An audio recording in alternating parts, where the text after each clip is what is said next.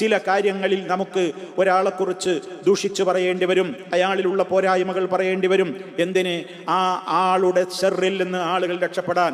അത് ജീവിച്ചിരിക്കുന്ന ആളുകൾ മാത്രമല്ല, മരണപ്പെട്ടു പോയ ആളുകളുണ്ടാകും. അയാൾ എഴുതി വെച്ച ഗ്രന്ഥങ്ങൾ, അയാൾ സംസാരിച്ച സംസാരങ്ങൾ, അയാളുടേതായ പ്രവർത്തനങ്ങൾ കാരണം കുടുങ്ങിപ്പോകാൻ ഒരുപാട് ആളുകൾ സാധ്യതയുണ്ടെങ്കിൽ ആ ആളുകളെ കുറിച്ച് സമൂഹത്തിൻ്റെ മുമ്പിൽ മുന്നറിയിപ്പ് പറയേണ്ടി വരും, അവരെക്കുറിച്ച് സംസാരിക്കേണ്ടി വരും. അതാണ് ന്യായമുണ്ടെങ്കിലും ശർഈയായ നന്മകളുണ്ടെങ്കിലും. അല്ലാതെ അതൊന്നുമില്ലാതെ മരിച്ചവരെ കുറിച്ച് അങ്ങനെ ഇരുന്ന് കുറ്റം പറയുക എന്നുള്ളത് ഒരിക്കലും പാടില്ലാത്തതാണ്. അപ്പം ശർഈയായ മസ്ലഹത്ത്, ശർഈയായ മതപരമായ അതിൽ ചില നന്മകളുണ്ട് എന്നുള്ളയിടത്ത് പറയാം. ഏതുപോലെ വഹുവ, അത് ഇമാം നവവി റഹ്മത്തുള്ളാഹി അലൈഹി പറയുന്നു, നമ്മൾ ശ്രദ്ധിക്കുക. അത്തഹ്ദീറു, എന്താണ് ശർഈയായ മസ്ലഹത്ത്? വഹുവ തഹ്ദീറു, മുന്നറിയിപ്പ് നൽകാൻ, ജനങ്ങൾക്ക് വാണിംഗ് നൽകാൻ, ജനങ്ങളെ പേടിക്കണം, അവരെ കൃത്യമായിട്ട് അവരെ ബോധവൽക്കരിക്കാൻ. എന്തിന്? മിനൽ ഇഖ്തിദാഇ ബിഹി, ആ മരിച്ചുപോയ മനുഷ്യനെ ആളുകൾ പിന്തുടരാണ്. ഇവിടെ അയാൾ മരിച്ചുപോയി, ഒരാളുണ്ടാക്കിയ പ്രശ്നങ്ങളുണ്ട്. ഇവിടെ അയാൾ ജീവിച്ചിരിക്കുന്ന കാലത്ത് ഒരുപാട് ബിദ്അത്ത് പ്രചരിപ്പിച്ചിട്ടുണ്ട്, ശിർക്കും അന്ധവിശ്വാസങ്ങളും പ്രചരിപ്പിച്ചിട്ടുണ്ട്, അത് എഴുതി വിട്ടിട്ടുണ്ട്, അത് സംസാരിച്ചിട്ടുണ്ട്, പലതുമുണ്ട്. അയാൾ മരിച്ചുപോയി, പിന്നെ അയാളങ്ങനെ ഫോളോ ചെയ്യുന്ന ഒരുപാട് ആളുകൾ ഉണ്ടാകും. ഏതിൽ? ഫി ബിദ്അത്തിഹി, ആ മനുഷ്യൻ ഇവിടെ നടപ്പിൽ വരുത്തിയ ബിദ്അത്തുകളിൽ, പുതിയ സമ്പ്രദായങ്ങളിൽ, പുതിയ വിശ്വാസങ്ങൾ, പുത്തൻ വിശ്വാസങ്ങൾ, പുത്തൻ ആചാരങ്ങൾ, പുത്തൻ നടപടിക്രമങ്ങൾ, അതൊക്കെ ഇവിടെ ആ നിലക്ക് വാരി വിതറിയിട്ടാണ് അയാൾ പോയിട്ടുള്ളത്. അങ്ങനെയുള്ള ആൾ മരിച്ചു എന്ന് വിചാരിച്ചിട്ട് ഈ സമൂഹത്തോട് അയാളെക്കുറിച്ച് നമുക്ക് മുന്നറിയിപ്പ് കൊടുക്കാതിരിക്കാൻ പറ്റുമോ? അത് കൊടുക്കണം. അയാളുടെ ബിദ്അത്തിനെ ആളുകൾ തുടരാതിരിക്കാനാണ്. വഫിസ്ഖിഹി, അയാളുടെ ദുർനടപ്പുകളെയും.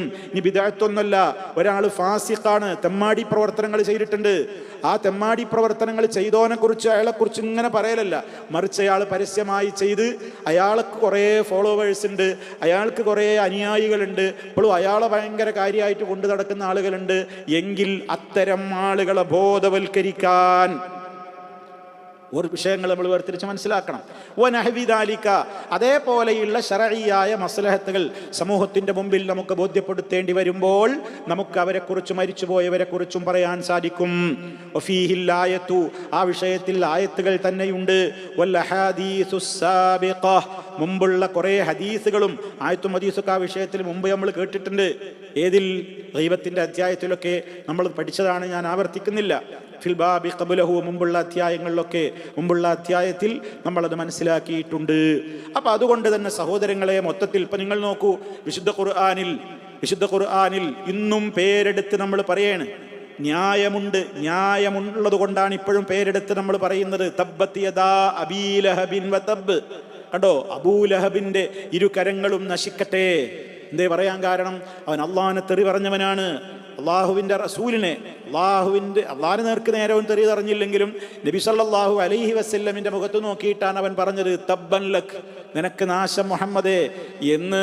അള്ളാഹുവിൻ്റെ റസൂൽ സല്ലല്ലാഹു അലൈഹി വസല്ലമ മക്കാ നിവാസികളെ, കൂട്ടുകുടുംബങ്ങളെയൊക്കെ സഫാ കുന്നിൻ്റെ മുകളിലേക്ക് വിളിച്ചു വരുത്തി ഇസ്ലാമിനെക്കുറിച്ച് പരിചയപ്പെടുത്തി അവരുടെ പരലോക ജീവിതം നഷ്ടപ്പെടാതിരിക്കാൻ ആവശ്യമായ മുന്നറിയിപ്പുകൾ കൊടുത്തപ്പോൾ ഈ മനുഷ്യൻ എഴുന്നേറ്റ് നിന്ന് പറഞ്ഞതാണ് തബ്ബൻ ലക സായിറൽ യൗം, എല്ലാ കാലത്തും നിനക്ക് നാശമുണ്ടാകട്ടെ മുഹമ്മദേ. അള്ളാഹിൻ്റെ റസൂലിൻ്റെ മുഖത്ത് നോക്കി പ്രവാചക നിന്ദയുടെ ഉദ്ഘാടനം നിർവഹിച്ചവനായ അബൂലഹബ്, അവനെ പറയാനും അവൻ്റെ ദോഷവശങ്ങൾ വിശുദ്ധ ഖുർആനിൽ നമ്മൾ ആ ആയത്തോതുമ്പോഴും ഉണ്ട്. ആ ആയത്തോതുമ്പോഴും നമുക്ക് ഒരക്ഷരത്തിന് 10 പുണ്യുണ്ട്. അവിടെ മരിച്ചുപോയ ആളല്ലേ, മരിച്ചുപോയവരെ കുറിച്ച് പറയാൻ പാടില്ല നിങ്ങൾ പറയും ചെയ്യുക. ഒരു ഭാഗത്ത് നിങ്ങൾ ഖുർആനിൽ തന്നെ അബൂലഹബിനെ ചീത്ത പറയുന്നില്ലേ, അവൻ ഉപകരിച്ചില്ല, അവൻ നരകത്തിലാണ്, അവൻ്റെ ഭാര്യയും അങ്ങനെ തന്നെയാണ് എന്നൊക്കെ പറയുന്നില്ലേ. അപ്പം അതെങ്ങനെ ശരിയാവുക എന്ന് ഡൗട്ട് വരണ്ട. അതിനാണ് ഇസ്ലാം പറഞ്ഞത് എന്ത്? ബിഗൈരി ഹഖിൻ, ന്യായമുണ്ടെങ്കിലല്ലാതെ അന്യായമായി പറയരുത്. ലോകത്ത് എത്രയോ ആളുകൾ, അവിശ്വാസികൾ മരിച്ചു പോയിട്ടില്ലേ? എല്ലാവരെ കുറിച്ച് നമ്മളങ്ങനെ പറയുന്നുണ്ടോ? എത്ര കോടിക്കണക്കിന് ആളുകൾ അവിശ്വാസികൾ ലോകത്ത് മരിച്ചുപോയി. അവരൊക്കെ അവിശ്വാസികളായി എന്നുള്ളത് കൊണ്ട് ഖുർആനിലും ഹദീസിലൊക്കെ അങ്ങനെ അവരെക്കുറിച്ച് മുന്നറിയിപ്പും കാര്യങ്ങളൊക്കെ ഉണ്ടോ? ഇല്ല. മറിച്ച് ആരൊക്കെ ഇസ്ലാമിന് കഠിനമായ ദ്രോഹം ചെയ്തുവോ, ഉപദ്രവങ്ങൾ ഉണ്ടാക്കിയോ, ഇസ്ലാമിനും മുസ്ലിമീങ്ങൾക്കുമെതിരെ പോരാടി ജീവിതം നയിച്ച് ഒരുപാട് നിരപരാധികളായ ആളുകളെ, മുസ്ലിമീങ്ങളെ കൊന്നുകളഞ്ഞ് അവരുടെ സമ്പത്ത് കൊള്ളയടിച്ച്, അതുപോലെ തന്നെ ലക്ഷക്കണക്കിന് മനുഷ്യന്മാരെ കുരുതുക്കി കൊടുത്ത് എന്തെല്ലാം ഭീകര പ്രവർത്തനങ്ങൾ ചെയ്ത ആളുകളുണ്ടാകും. അവർക്ക് എന്നിട്ടൊരു പാർട്ടിയും സംഘടനയൊക്കെ ആയിട്ട് അവർ നടക്കുമ്പോൾ അവരെക്കുറിച്ച് മുന്നറിയിപ്പ് കൊടുക്കേണ്ടി വരും. പലതിൻ്റെയും ആ കാര്യങ്ങളെ സംബന്ധിച്ച് ഗൗരവത്തോടുകൂടെ പറയേണ്ടി വരും. അതൊക്കെ ആ ന്യായപ്രകാരമാണ്, അതല്ലാത്ത നിലക്കല്ല. അതേപോലെ ചില ആളുകൾ സമൂഹത്തിൽ ബിദ്അത്തുകൾ പ്രചരിപ്പിച്ചവർ മരിച്ചു പോയിട്ടുണ്ടാകും. എന്താ ബിദ്അത്ത് എന്നുള്ളത് ഇസ്ലാമിന് കൃത്യമായ ഡെഫിനിഷനും നിയമങ്ങളൊക്കെ ഉണ്ട്. അല്ലാതെ ഒരു കൂട്ടരമേൽ ബിദ്അത്ത് ആരോപിക്കല്ല. എന്താണ് അവർ ചെയ്യുന്ന ബിദ്അത്ത്, എന്താണ് അവർ ചെയ്യുന്ന പ്രവർത്തനങ്ങൾ എന്ന് ഗൗരവത്തോടെ പഠിപ്പിക്കപ്പെടുന്നുണ്ട്. അപ്പൊ അതുകൊണ്ട് തന്നെ അത് കൃത്യമായി മനസ്സിലാക്കി കഴിഞ്ഞാൽ അത്തരത്തിൽ ബിദ്അത്തുകളും ശിർക്കുകളും പ്രചരിപ്പിച്ചിട്ടുള്ള ആളുകൾ മരിച്ചുപോയി എന്നുള്ള നിലക്ക് അവരെക്കുറിച്ച് സമൂഹത്തിന് ബോധവൽക്കരണം കൊടുക്കേണ്ടി വന്നാൽ ബോധവൽക്കരണം കൊടുക്കുന്നതിന് ഇത് തടസ്സമല്ല. മരിച്ചുപോയവരെ കുറിച്ച് നിങ്ങൾ ദുഷിച്ചു പറയരുത് എന്നുള്ളതും അതുമായിട്ട് വൈരുദ്ധ്യം വരുന്നില്ല. ഇങ്ങനെയുള്ള ശർഈയായ മസ്ലഹത്തുകൾ, നന്മകൾ ഉണ്ടെങ്കിലല്ലാതെ മരിച്ചുപോയ ആരെക്കുറിച്ചും നമ്മൾ എന്ത് പറയാൻ പാടില്ല. അതാണിപ്പോൾ ഈ അധ്യായത്തിൽ നമുക്ക് മനസ്സിലാക്കുവാനുള്ളത്. അത് വിശദ വിവരങ്ങൾ ആയത്തും ഹദീസുകളൊക്കെ ആയിട്ട് നമ്മൾ മുമ്പ് പഠിച്ചിട്ടുള്ളത് കൊണ്ട് ഒരൊറ്റ ആ വിഷയത്തിൽ നേരെയുള്ള ഒരു നിർദ്ദേശം വരുന്ന ഒരൊറ്റ ഹദീസാണ് ഇമാം നവവി റഹ്മത്തുള്ളാഹി അലൈഹി ഈ അധ്യായത്തിൽ ചേർത്തിട്ടുള്ളത്. അത് നമ്മുടെ ഉമ്മ ആയിഷ റളിയല്ലാഹു തആല അൻഹയാണ് ഉദ്ധരിക്കുന്നത്. വഅന്ന ആയിഷത റളിയല്ലാഹു അൻഹാ ഖാലത്ത് قال رسول الله صلى الله عليه وسلم لا تسبوا الأموات فإنهم قد أفضوا إلى ما قدموا رواه البخاري. ഇമാം ബുഖാരി റിപ്പോർട്ട് ചെയ്ത ഹദീസാണ്. ആയിഷ റളിയല്ലാഹു തആല അൻഹ അവർ പറയാണ്, അല്ലാഹുവിൻ്റെ റസൂൽ പറഞ്ഞിരിക്കുന്നു, എന്ത്? ലാ തസുബ്ബൂ, നിങ്ങൾ ചീത്ത പറയരുത്, നിങ്ങൾ ചീത്ത വിളിക്കരുത്. അൽ അംവാത, മരണപ്പെട്ടവരെ ചീത്ത വിളിക്കരുത്. അപ്പം അത് ആരായിരുന്നാലും ആരെക്കുറിച്ചായിരുന്നാലും, അത് മുസ്ലിം ആവട്ടെ അമുസ്ലിം ആവട്ടെ, മരിച്ചുപോയവരെ കുറിച്ച് അങ്ങനെ ചീത്ത പറയാൻ പാടില്ല. പ്രത്യേകിച്ച് മുസ്ലിം അത് പ്രത്യേകം പഠിപ്പിക്കപ്പെട്ട കാര്യമാണത്. മുസ്ലിമീങ്ങളായ ആളുകളെയും അല്ലാത്ത ആളുകളാവട്ടെ സമൂഹത്തിന് മുന്നറിയിപ്പ് കൊടുക്കേണ്ടെന്ന ഈ നേരത്തെ പറഞ്ഞ കാര്യങ്ങൾ നമ്മുടെ മനസ്സിൽ വേണം. അതല്ലാത്ത നിലക്ക് അവരവരുടെ വഴിയിൽ പോയി ഇനിയിപ്പോൾ അവരെ പറ്റി പറഞ്ഞിട്ട് എന്താ കാര്യം എന്ന് വെക്കലാണ് വേണ്ടത്. അവരുടെ കാലം കഴിഞ്ഞു, ഇനിയിപ്പോൾ എന്താ നമ്മൾ പറയുന്നത്?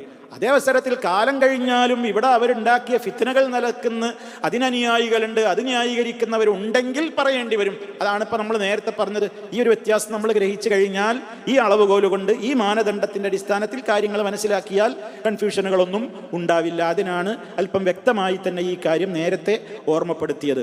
അപ്പം സഹോദരങ്ങളെ, പ്രവാചകൻ സല്ലല്ലാഹു അലൈഹി വസല്ലം ഇവിടെ പറഞ്ഞില്ലേ, നിങ്ങൾ മരണപ്പെട്ടവരെ നിങ്ങൾ ചീത്ത പറയരുത്. എന്താ കാരണം പറഞ്ഞതെന്താ? ഫഇന്നഹും, തീർച്ചയായും അവർ ഖദ് അഫ്ളൗ, അവർ ചെന്ന് ചേർന്ന് കഴിഞ്ഞിരിക്കുന്നു. അഫ്ളാ യുഫ്ളി, അവർ ചെന്ന് ചേർന്നിരിക്കുന്നു. ഇലാ മാ ഖദ്ദമു, അവർ മുൻകൂട്ടി ചെയ്തത് എന്തൊക്കെയാണോ അതിലേക്ക് അവർ ചെന്ന് ചേർന്നിരിക്കുന്നു. ഖൈറാണെങ്കിലും ഷർറാണെങ്കിലും. ഇനി നമ്മളെന്തിനാ അവരെക്കുറിച്ച് ഷെറ്, ഇനി അവരെക്കുറിച്ച് എന്തിനാ പറയുന്നത്? ജീവിച്ചിരിക്കുന്നവർക്ക് മുന്നറിയിപ്പ് കൊടുക്കാൻ പറയുന്നുള്ളതല്ലാതെ ഇനി അവരെക്കുറിച്ച് പറഞ്ഞിട്ട് എന്താ കാര്യം? അപ്പോൾ അവരുടെ കാര്യം കഴിഞ്ഞു, അവർ ചെയ്ത നന്മകൾക്ക് ചേർന്നു. നന്മകളാണെങ്കിൽ നന്മകളിലേക്ക് ചേർന്നു. തിന്മ ചെയ്തവരാണോ തിന്മയിലേക്ക് അവർ ചേർന്ന് കഴിഞ്ഞു. ഇവിടെ മരിച്ചുപോയവരെ കുറിച്ച് നമ്മൾ അത് അവർ ചെയ്തു, അവരുടേതായ പ്രവർത്തനങ്ങളിലേക്ക് അവർ പോയി. ഇനി അതിനെക്കുറിച്ച് നമ്മൾ സംസാരിച്ചിട്ട് നമ്മുടേതായ പ്രത്യേകമായ കുറ്റങ്ങൾ ഏറ്റുവാങ്ങേണ്ടി ഒരവസ്ഥ ഉണ്ടാകരുത് എന്നാണ് ഇവിടെ ഗൗരവത്തോടു കൂടെ പറഞ്ഞിട്ടുള്ളത്.